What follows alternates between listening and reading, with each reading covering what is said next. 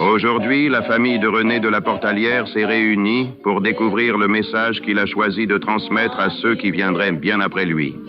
À travers cette vidéo, vous allez faire la connaissance de l'un de vos ancêtres, de son histoire, de ses souvenirs et de l'héritage qu'il a souhaité vous laisser. Je m'appelle René de la Portalière, j'ai 86 ans, je suis marié, j'ai 4 enfants, 9 petits-enfants et 2 arrière-petits-enfants. Mon premier souvenir, c'était en 1942, donc j'avais 3 ans. Nous étions à Orange, mon père était militaire et il faisait partie de l'armée d'armistice. Et nous avions une petite maison près du quartier de cavalerie. Et un jour, ma mère est arrivée absolument trempée. Et la première chose qu'elle a dit, je suis trempé comme un canard. Je ne sais pas pourquoi. Ça m'a fait rire. Je n'ai jamais oublié cette expression. Il n'y avait rien d'extraordinaire, mais c'est mon premier souvenir. Mon père était officier. Et ma mère élevait ses enfants. Enfin, j'étais l'aîné. Et j'ai 3 frères et une sœur. Et mon père avait fait la guerre en 39-40 et après l'armistice, était avec son régiment dans l'armée d'armistice à Orange. Alors j'étais un enfant très sage, s'intéressant à beaucoup de choses, mais s'intéressant plus aux adultes qu'aux autres enfants. On me l'a toujours reproché d'être toujours beaucoup plus intéressé par les gens plus âgés que moi que par les enfants. Au moment en 1942, quand la zone libre a été occupée, mon père qui était dans la résistance est revenu s'installer à Toulouse. Donc là, j'ai été dans un collège qui était tout près de chez nous, et qui était un collège de filles, et j'étais le premier garçon à être admis là. On m'apprenait à coudre. Puis après ça, mon père en Allemagne est resté pendant 9 ans, a changé de ville avec son régiment. Et donc moi j'ai changé beaucoup de collèges jusqu'au moment où nous sommes rentrés en France, en 1953. Et là j'ai été scolarisé au lycée de Fermat à Toulouse, que j'ai énormément aimé, des professeurs exceptionnels, dont je me souviens très bien. La première fois où j'ai rencontré ma femme, j'avais 16 ans. Ma femme a 2 ans de plus que moi. Et c'était son bal des 18 ans, où j'étais invité, mais j'avais 16 ans. Ma femme était très jolie. Et quand une femme a 18 ans, elle ne regarde pas un garçon de 16 ans. Donc moi j'étais déguisé en petit marquis Louis XV, mais elle ne m'a pas regardé. Moi, je le regardais comme une vedette. On ne s'est pas occupé de moi. Et puis je l'ai retrouvé en 1965, oui.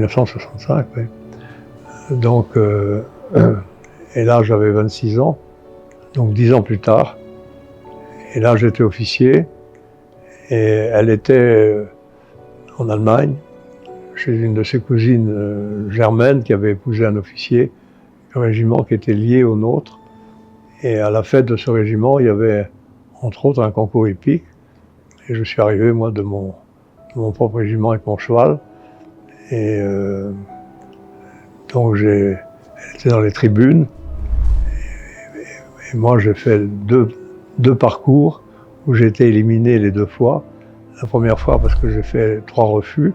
3 refus, vous êtes éliminé. Et la deuxième fois, j'ai fait aucun refus. J'étais très content. Mais j'étais éliminé parce que j'ai pris le parcours à l'envers. Donc malgré ces résultats, ces piètres résultats, le soir il y a eu la balle du régiment. Et c'est là où voilà, nous sommes tombés dans les bras l'un de l'autre. Nous sommes mariés en 66, notre premier fils est né en 67.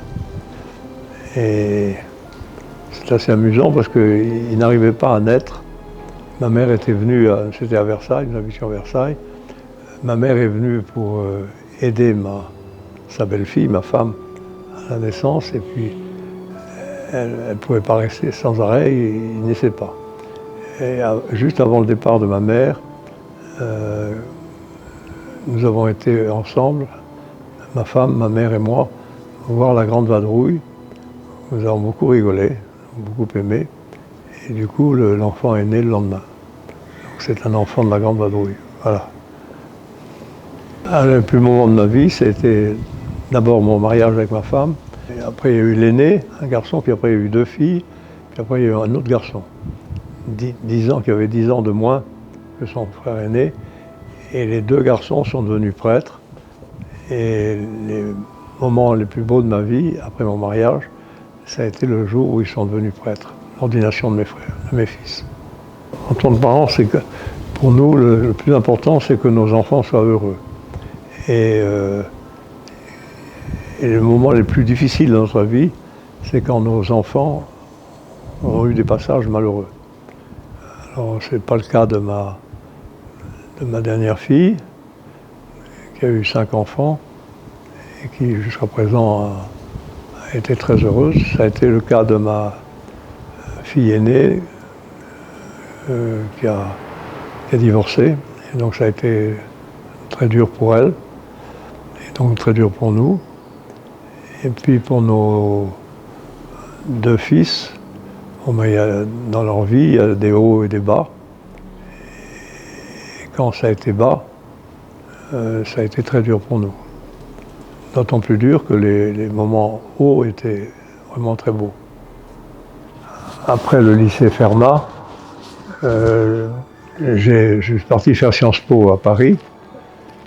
Et j'ai eu la chance de terminer assez jeune. J'ai terminé à 19 ans.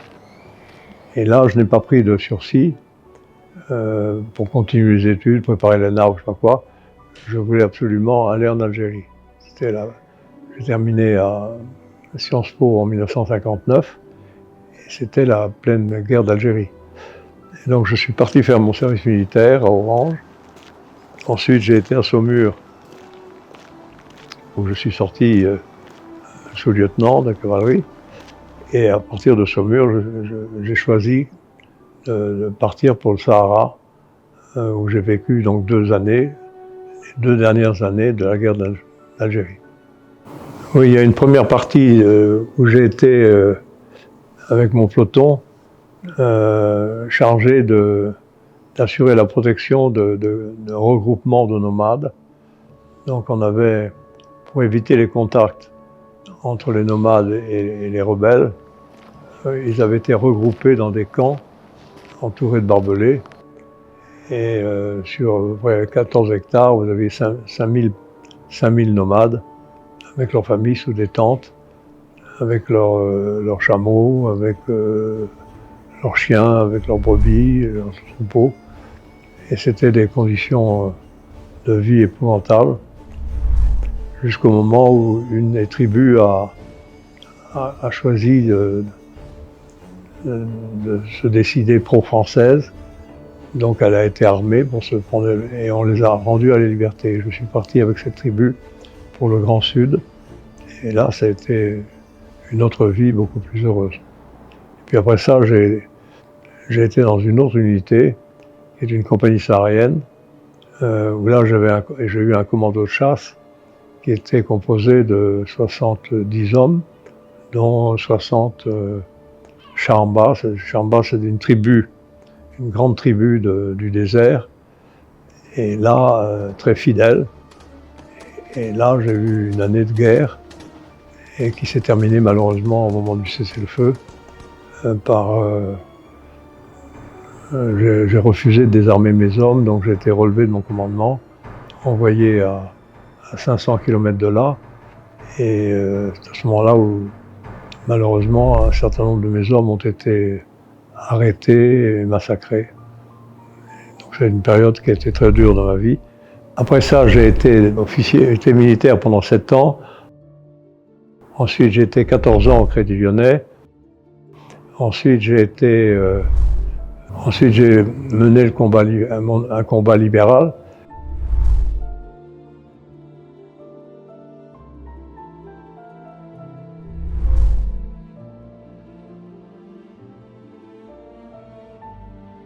J'ai été administrateur directeur général du groupe Express. Ensuite, j'ai arrêté la politique et j'ai créé mes propres affaires. J'ai créé une société qui existe toujours, qui marche très bien. Et puis, après ça, dès que j'ai eu l'âge de 60 ans, j'ai arrêté mes activités professionnelles pour me consacrer à des activités bénévoles, comme d'abord les chemins de Saint-Jacques, dont je me suis beaucoup occupé.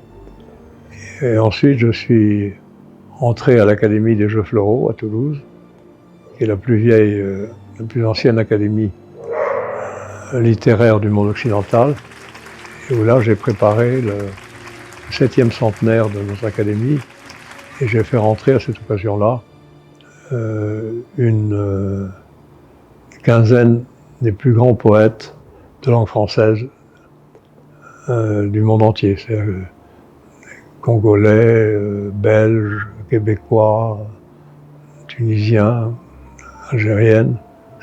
Mon dernier combat, ça a été d'aider un de ces poètes qui sont entrés à l'académie, que j'ai fait entrer à l'académie, qui s'appelle Marc-Alexandre Roubambé, qui est un poète slameur camerounais.